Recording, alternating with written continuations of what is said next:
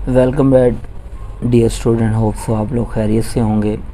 आज जो हम आपसे टॉपिक डिस्कस करने वाले हैं उसका नाम है वेव स्पीड या वेव इक्वेशन भी कहते हैं इसे। तो वेव स्पीड क्या होती है और वेव इक्वेशन क्या होती है ये आपको बताते हैं। फर्स्ट में हमारे पास टर्म आ रही वेव स्पीड, तो इसको डिफ़ाइन करती वेव जब किसी मीडियम में से पास आउट होती है तो एक स्पेसिफिक स्पीड से मूव करती है, उसको हम वेव स्पीड कहते हैं। The wave which propagate through a medium is called wave speed. अब वेव अगर इस पॉइंट ए से पॉइंट बी तक मूव करके गई है तो यहाँ पर इसने कुछ ना कुछ डिस्टेंस कवर किया, कुछ ना कुछ इसे टाइम लगा हुआ है। जब डिस्टेंस को टाइम पे डिवाइड करेंगे तो हमें स्पीड की टर्म मिलती है। तो इसकी symbolic representation v is equal to S over T as it is लिखा। और आपने एक चीज़ पढ़ी, जब वेव कंप्लीट करती है तो वो जो डिस्टेंस होता है वो वेव लेंथ के इक्वल होता है। और जो एक वेव अपना कंप्लीट होने में वेव टाइम लेती है उसको हम टाइम पीरियड कहते हैं। और उस टी को मैंने कैपिटल टी के इक्वल लिख दिया, S is equal to lambda के इक्वल लिख दिया, क्योंकि एक वेव कंप्लीट हुई उस पाथ को हम वेव लेंथ भी कहते हैं। तो यहाँ पे आपने एस की जगह पे लैम्डा पुट कर देना है और स्मॉल टी की जगह कैपिटल टी पुट कर देना है। यहाँ से टी मैंने सेपरेट किया और फिर आप जानते हैं रेसिप्रोकल ऑफ टाइम पीरियड क्या कहलाता है, फ्रीक्वेंसी। यहाँ पे एफ़ की वैल्यू पुट कर दी तो हमारे पास ये रिलेशन कंप्लीट हुआ, v is equal to lambda multiply by F. इसे ऐसे भी लिख सकते हैं v is equal to F lambda. तो यही वो इक्वेशन थी वेव इक्वेशन से जिससे हम किसी भी वेव की स्पीड फाइंड आउट कर सकते हैं। आगे नेक्स्ट टॉपिक में मूव करते हैं। नेक्स्ट टॉपिक हमारे पास properties of wave. Properties of wave को डिस्कस करने के लिए हमारे पास एक डिवाइस होता है, उसे रिपल टैंक कहते हैं। रिपल टैंक की डेफिनेशन क्या है? ये एक ऐसा डिवाइस है जो वेव प्रोड्यूस करवाता है और इनकी करेक्टरिस्टिक्स को स्टडी करता है। तो इसकी डेफिनेशन मैंने लिखी है, it is a device which is use to produce water waves and study their characteristics. इन करेक्टरिस्टिक्स में क्या होता है, वेव किस तरह रिफ्लेक्ट करती हैं, किस तरह रिफ्रैक्ट करती है, किस तरह डायफ्रैक्ट करती हैं, ये सारी चीज़ें हम इसमें देखेंगे। आगे इसकी कंस्ट्रक्शन है, रिपल टैंक क्या है, कैसे वेव प्रोड्यूस होती है, इसको ज़रा देखते हैं। तो यहाँ पे मैंने इसकी डायग्राम बनाई है। डायग्राम में देखिए फर्स्ट वाला आपके पास टेबल होना चाहिए। टेबल के ऊपर एक ट्रे होना चाहिए जो कि ट्रांसपेरेंट होना चाहिए, किसी ग्लास या प्लास्टिक का बना हो। उसके बाद इसके अंदर हमने वाटर रखा हुआ है और नेक्स्ट इसके साथ एक ये मैंने ब्लैक पेन के साथ एक वुडन पैड रखा हुआ है, इसे वाइब्रेटर भी कहते हैं। इसके ऊपर एक मोटर हमने सेट की हुई है, उस मोटर को फिर पावर सप्लाई से कनेक्ट किया और उसके बाद नेक्स्ट इसके साथ एक स्टैंड है। स्टैंड के साथ हमने एक लैंप रखा हुआ है और लैंप का फंक्शन क्या है ये आपको बताएंगे वन बाय वन। और लैंप को भी हमने पावर सप्लाई के साथ कनेक्ट किया हुआ है। तो जब ये वाइब्रेटर चलेगा तो मोटर वाइब्रेट करेगी, नीचे पैड भी वाइब्रेट करेगा, तो वाटर इसके अंदर है वो वाइब्रेट करेगा। वाइब्रेशन से फिर क्या होगा, आगे वेव प्रोड्यूस होंगी और जब वेव प्रोड्यूस होंगी तो उनका जो पैटर्न है, हम लैंप को ऑन करेंगे और नीचे एक हमने पेपर रखा हुआ, इसको स्क्रीन भी कहते हैं या पेपर कहते हैं। तो जैसे ही लाइट इस पे आके फॉल करेगी तो फिर उससे क्या होगी, प्लेन वेव जनरेट होंगी। उस पैटर्न को हम नीचे स्क्रीन पे ऑब्जर्व करेंगे। तो यहाँ पर जो पैटर्न हमें मिलेगा इस स्क्रीन पे वो यहाँ पे मैंने ड्रा किया हुआ है। एक हमारे पास डार्क लाइन आएगी, एक दरमियान में हमारे पास ब्राइट स्पॉट बनेगा, फिर डार्क फिर ब्राइट, इस तरह प्लेन वेव जनरेट होंगी। अब इनमें कौन सा क्रस्ट होगा कौन सा ट्रफ होगा इसको ऑब्जर्व करते हैं, इसको देखते हैं। आपको पता है यहाँ पर ये देखें ये वेव प्रोड्यूस हो गई हैं जैसे ही हमने पावर सप्लाई ऑन की।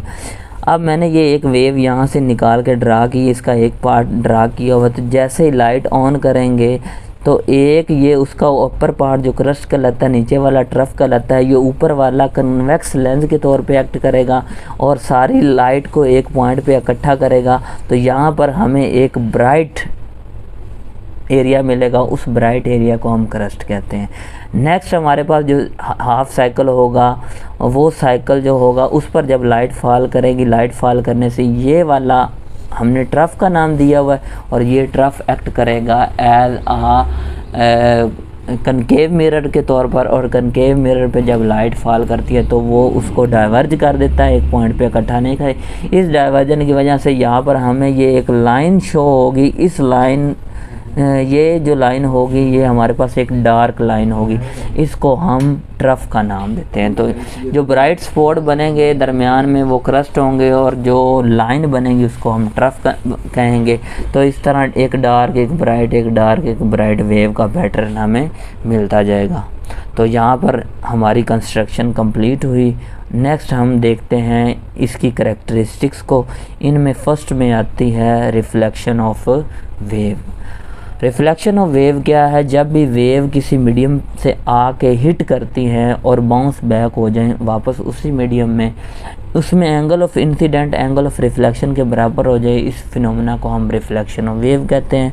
जैसा कि यहाँ पे मैंने एग्जांपल के तौर पर लाइट आके हिट की है और वापस बाउंस बैक होगी। जहाँ पे हिट की वहाँ पे हम नॉर्मल ड्रा करते हैं। नॉर्मल के साथ जो इंसिडेंट रे एंगल बनाती है उसको एंगल ऑफ इंसिडेंट कहते हैं, और जो रिफ्रैक्टेड रे नॉर्मल के साथ एंगल बनाती है उसको हम रिफ्रैक्टेड रे कहते हैं। और यहाँ पर देख रहे हैं angle of incident angle of reflection के बराबर होना चाहिए, तभी रिफ्लेक्शन होगी, अदरवाइज रिफ्लेक्शन नहीं है। अब हम रिपल टैंक की बात कर रहे हैं, तो यहाँ पर जो वेव प्रोड्यूस होंगी इनसे जो पैटर्न हमने ये लिया है, अब आपने क्या करना है, रिफ्लेक्शन के केस में आगे एक बैरियर रख देना है। ऐसे वुडन बैरियर रख दे, कोई भी ऐसा बैरियर रख दे जो इसको रिफ्लेक्ट करवा दे वेव को। तो जैसे ही वेव यहाँ से आके हिट करेंगे, रिफ्लेक्ट करने के बाद फिर ये क्या होंगी, इस डायरेक्शन में मूव करना स्टार्ट कर देंगी। तो यहाँ पर देखें जिस पॉइंट पे हिट करेंगे वहाँ पे हम नॉर्मल ऐसे ड्रा करेंगे, normal line draw, angle of incident angle of reflection के क्या है, बराबर है। तो यही पैटर्न आपकी बुक पे बना हुआ है, मैंने भी यहाँ पे एज इट इज बनाया। आगे रख दिया हमने बैरियर। बैरियर से जब ये लेड पेंसिल वाली प्लेन वेव जाके हिट करेंगी, जहाँ पे हिट करेंगे वहाँ पे हमने नॉर्मल ड्रा कर दिया, और फिर इनकी डायरेक्शन ऑफ मोशन क्या हो जाएगी, चेंज हो जाएगी। तो ये जो ब्लू वाली आपको दिखाई दे रही हैं, ये रिफ्लेक्ट होने के बाद इनकी डायरेक्शन, इनका पाथ क्या हो गया, चेंज हो गया, और वापस उसी मीडियम में मूव करना स्टार्ट कर देंगी। तो यहाँ पर जहाँ पर आके हिट करेगी ना, उस पॉइंट को हम पॉइंट ऑफ इंसिडेंट कहते हैं, और जहाँ पे हिट करने के बाद वहाँ पे हम सरफेस के परपेंडिकुलर नॉर्मल ड्रा करेंगे। ये वाला जो एंगल बनेगा एंगल ऑफ इंसिडेंट, ये वाला एंगल ऑफ रिफ्लेक्शन बनेगा। और वेव पहले इस डायरेक्शन में जा रही थी, ये लेड पेंसिल वाली, जैसे ही बैरियर से हिट करेंगी तो फिर ये पाथ क्या कर देंगी, चेंज कर देंगी। यहाँ पे हमने देखा angle of incident angle of reflection के इक्वल है, तो यहाँ पे रिफ्लेक्शन का फिनोमेना हो रहा है, तो वेव यहाँ पे रिफ्लेक्ट होती हुई आपको दिखाई दे रही है। हमने यूज़ किया रिपल टैंक को, और रिपल टैंक एक ऐसा डिवाइस है जो वेव की करैक्टरिस्टिक्स को स्टडी करता है। इनमें हमने एक को देखा कि रिफ्लेक्शन ऑफ वेव किस तरह हो रही है, आगे बैरियर रखना है, बैरियर से फिर ये वाटर वेव रिफ्लेक्ट होके वापस उसी मीडियम में जाएंगी, angle of incident angle of reflection के बराबर होगा। आगे नेक्स्ट हमारे पास जो टर्म है जो इसकी करैक्टरिस्टिक्स में आती है वो है रिफ्रैक्शन ऑफ वेव। नेक्स्ट बेटा हमारे पास टर्म है रिफ्रैक्शन ऑफ वेव।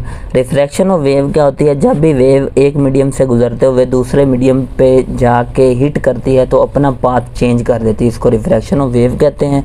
अब यहाँ पर देखें प्लेन वेव का ये पैटर्न आ रहा है, आगे हमने बैरियर रखा है। अब बैरियर आपने इस तरह रखना है, आपने कंप्लीट इसको वाटर में डिप कर देना है। कंप्लीट वाटर में डिप करने के बाद पीछे वाला डीप रीजन बन जाएगा, और जो वाटर इसके ऊपर आएगा वो हमारे पास शैलो रीजन बन जाएगा वाटर का। तो यहाँ पर पानी कम गहरा होगा, यहाँ पर पानी ज़्यादा गहरा होगा, यहाँ पर वेवलेंथ ज़्यादा होगी, यहाँ पर वेवलेंथ कम होगी। यहाँ पर वेव जो होगी अपना पाथ थोड़ा सा क्या कर देंगी, चेंज कर देंगी। तो पहले डायरेक्शन इनकी ये थी, अब डायरेक्शन क्या होगी, डायरेक्शन ऑफ मोशन ये होगी, इसी को हम रिफ्रैक्शन कहते हैं। तो यहाँ पर देखें ये वेव प्लेन वेव का पैटर्न आ रहा है। जैसे ही डीप से शैरो में आएगा, उस बैरियर के ऊपर जो वाटर आ रहा है वहाँ पर कम गहरा पानी होगा, तो फिर वो अपना पाथ क्या करेगा, पानी थोड़ा सा चेंज करेगा, और ये जो वेव होंगी आपको थोड़ा सा इनकी डायरेक्शन में चेंज दिखाई देगा। और नेक्स्ट हमें जो पैटर्न मिलेगा ये प्लेन पैटर्न मिलेगा। अब इसमें हो क्या रहा है, पीछे वेवलेंथ ज़्यादा है, आगे आकर वेवलेंथ क्या हो जाएगी, कम हो जाएगी। पीछे स्पीड इनकी ज़्यादा है, आगे आके इनकी स्पीड क्या हो जाएगी, कम हो जाएगी। तो शैलो रीजन में वेवलेंथ भी कम हो जाती है, स्पीड भी कम हो जाती है वेव की, और डीप रीजन में वेवलेंथ भी ज़्यादा होती है, स्पीड भी ज़्यादा होती है। यहाँ से हम इस रिलेशन से इसको देखते हैं जो वाइब्रेटर है कांस्टेंट फ्रीक्वेंसी से वाइब्रेट कर रहा है। यहाँ पर फ्रीक्वेंसी अगर कांस्टेंट है तो इक्वल का साइन और फ्रीक्वेंसी को जब ख़त्म करेंगे तो वी और लैम्डा के दरमियान एक डायरेक्ट रिलेशन बनेगा।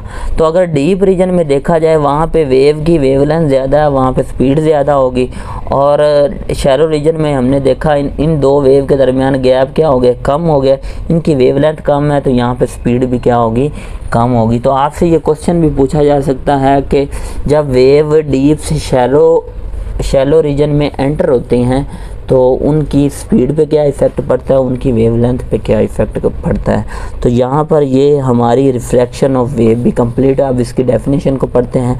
When a wave pass from one medium into another medium at an angle, कुछ एंगल पे आप जब इसको बैरियर को रखेंगे, कंप्लीट इसको डिप करेंगे, it's wavelength and speed change causing the wave changing direction, this process is called refraction.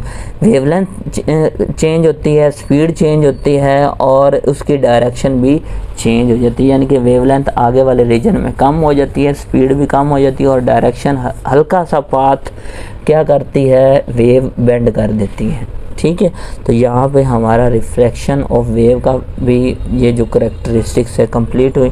आगे नेक्स्ट हमारे पास है last diffraction of wave. Diffraction of wave क्या होती है, जब वेव एक मीडियम से गुजरते हुए किसी दूसरे मीडियम पे फॉल करती है तो वो अपने पाथ को सर्कुलर फॉर्म में कन्वर्ट कर लेती है, यानी कि जब वेव किसी दूसरे मीडियम पे हिट करेगी ना तो अपने आप को बेंड कर लेगी, इसी को हम डायफ्रैक्शन ऑफ वेव। अब बेंडिंग कैसे देखते हैं हम, ये प्लेन वेव पीछे से वही आ रही हैं, उनकी वेवलेंथ भी आप देख रहे हो, यहाँ पर मैक्सिमम हमारे पास वेवलेंथ है।